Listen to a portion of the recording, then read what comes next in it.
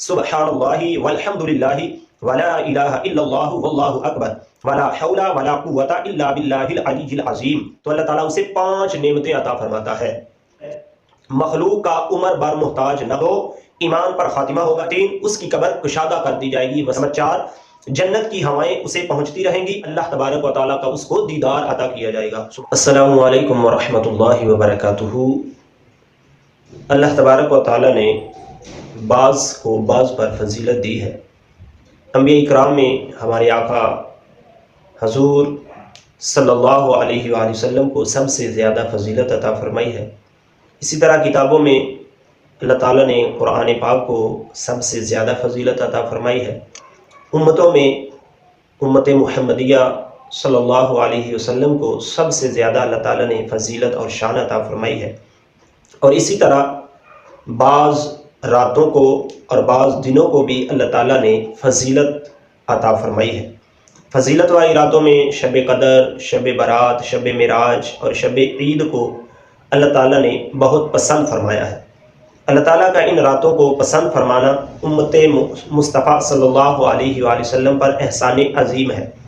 और दिनों में आशूरा के अय्याम के बाअस फजीलत हैं। इसी तरह बड़ी ईद के जो पहले 10 दिन हैं, अशरा ज़ुल्हज, वो भी बड़ी फजीलत वाले हैं। तो इसीलिए इन दिनों में और इन रातों में अल्लाह तबारक व तआला की ज़्यादा से ज़्यादा इबादत करनी चाहिए, अल्लाह ताला को ज़्यादा याद करना चाहिए। तो फजीलत की रातों में एक रात जो चंद दिनों के बाद हमारे पास आने वाली है वो है शब मिराज।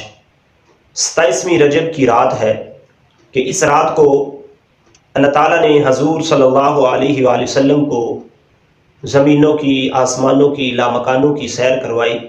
तो इस रात को शब मिराज की रात कहा जाता है। इस रात की फजीलत के मुतालिक हज़रत अबू हुरैरा रज़ियल्लाहु ताला अन्हु बयान फरमाते हैं, हजूर सल्लल्लाहु अलैहि वसल्लम ने फरमाया कि जिसने 27 रजब का रोज़ा रखा उसको 60 महीनों के रोज़ों का सवाब मिलेगा। इसी दिन हज़रत जिब्रील अलैहिस्सलातु वस्सलाम नबी करीम सल्लल्लाहु अलैहि वसल्लम की बारगाह में रिसालत लेकर नाजिल हुए।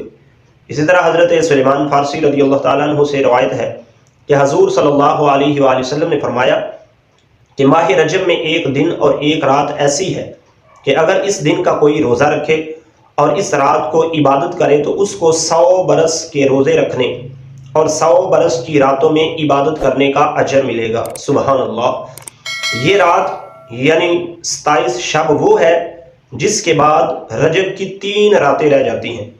और वो दिन है जिस दिन अल्लाह ताला ने हजूर सल्लल्लाहु अलैहि वसल्लम को रिसालत अता फरमाई। तो इस हदीस मुबारका से वाज़े ये पता चल रहा है कि मिराज की रात जो है ये बड़ी बाबरकत रात है। जो इस रात को इबादत करता है अल्लाह तबारक व तआला उसको 100 बरस की रातों के बराबर सवाब अता फरमाता है। और अगले दिन जो रोज़ा रखता है 27 रजब का, रोज़े की भी बड़ी फजीलत है। जो 27 रजब का रोज़ा रखता है इस हदीस मुबारका की रूह से उसको 100 साल के रोज़ों के बराबर सवाब अता किया जाता है। सुबहान अल्लाह। इसी तरह हज़रत इब्ने अब्बास रज़ियल्लाहु ताला अन्हु के बारे में आता है कि हज़रत अब्दुल्लाह बिन अब्बास रज़ियल्लाहु ताला अन्हु का मामूल था कि जब 27 रजब की रात आती तो वो इत्काफ़ में बैठे होते और अगले दिन रोज़ा भी रखते और ज़ोहर की नमाज के बाद 4 रकत नफल भी अदा करते।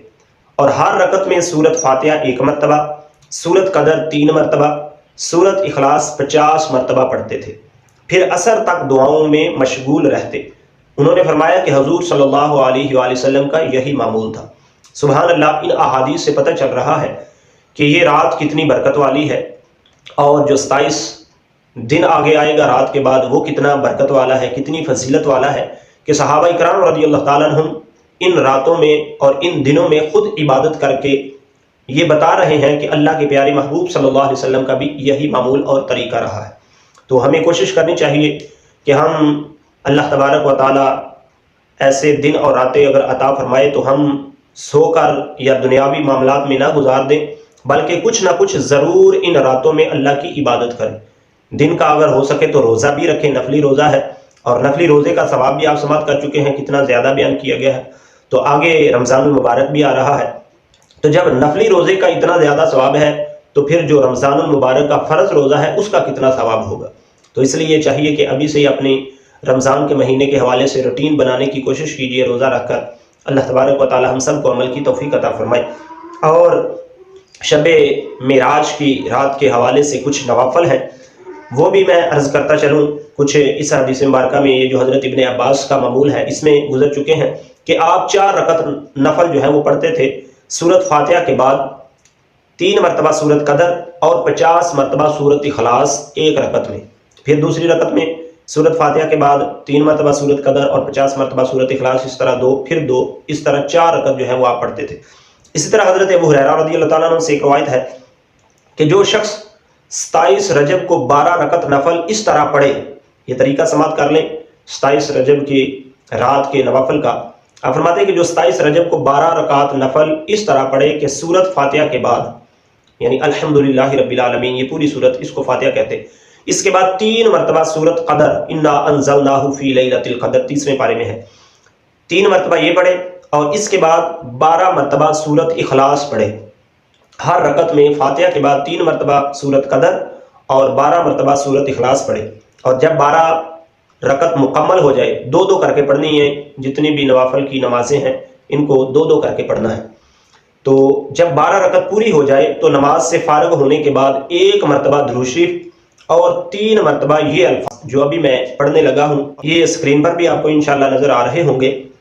3 مرتبہ، ایک بار درود شریف کے بعد 3 مرتبہ یہ الفاظ، سبوح قدوس ربنا ورب الملائکۃ والروح رب اغفر وارحم وتجاوز عما تعلم فإنک انت العزیز الاعظم، یہ پڑھے، اور اس کے بعد 100 مرتبہ پھر درود شریف پڑھے۔ درود شریف کوئی بھی پڑھا جا سکتا ہے، اور اس کے بعد پھر 100 مرتبہ استغفار ان الفاظ سے کھڑے، استغفر اللہ ربی من کل ذنب وخطیئۃ واتوب الیہ، یہ 100 مرتبہ، اور اس کے بعد پھر 100 مرتبہ یہ تسبیح پڑھے، یہ بھی آپ کو اسکرین پر نظر آ رہی ہوگی، سبحان اللہ والحمد للہ ولا الہ الا اللہ واللہ اکبر ولا حول ولا قوت الا باللہ العلی العظیم۔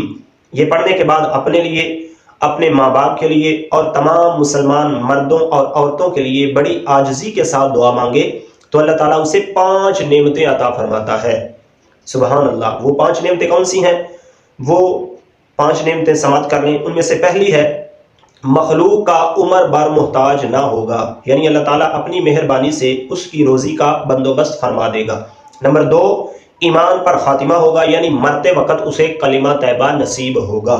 نمبر 3، اس کی قبر کشادہ کر دی جائے گی، وسیع کر دی جائے گی، کھلی کر دی جائے گی۔ نمبر 4، جنت کی ہوائیں اسے پہنچتی رہیں گی جن کی وجہ سے وہ قبر میں راحت، سکون اور آرام سے قیامت تک کے لیے لیٹا رہے گا۔ سبحان اللہ۔ اور 5ویں جو اس کو نعمت عطا فرمائی جائے گی وہ یہ ہے کہ اللہ تبارک و تعالیٰ کا اس کو دیدار عطا کیا جائے گا۔ سبحان اللہ۔ تو یہ کتنی بڑی فضیلت کی رات ہے، کوشش کریں کہ اس رات کو زیادہ سے زیادہ عبادت کر کے گزاریں۔ اللہ تبارک و تعالیٰ ہم سب کو عمل کرنے کی توفیق عطا فرمائے، آمین بجاہ النبی الامین صلی اللہ علیہ وسلم۔